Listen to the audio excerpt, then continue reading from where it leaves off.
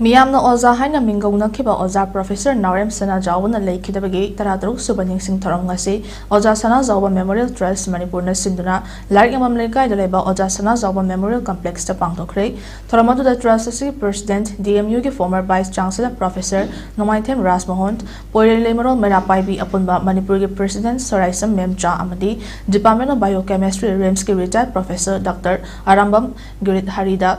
Harina Chingmana Maru Oiba Miyasing Winasar Uyaki Taronga Mari Lena Oza Sanajaobana Memorial Trust ki Managing Trustee S. Bobona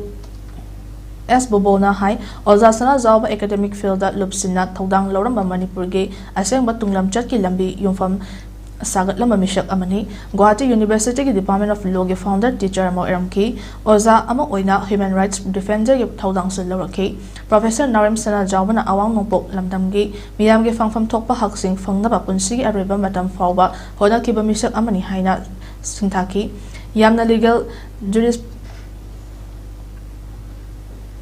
Yamna legal jurisprudence the international law, international relations amasung international humanitarian law na chingba mayam sing asigi malimgi thakta wangna naina kibat loina Manipur ge next question iramdam Manipur hingminari ba phurop 36-37 ge amatang ngaraba chahili sing kaya liraba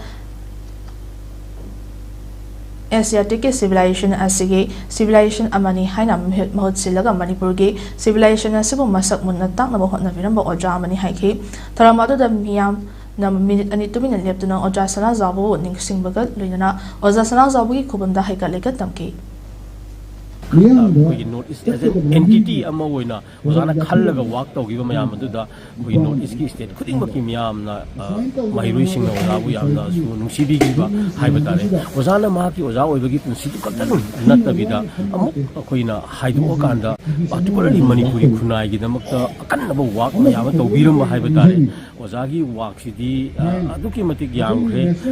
miyam khanguri Manipur pasana project volume 1 2 3 4 like ibadagi international humanitarian laws the volume Vincent Nicot kind forward to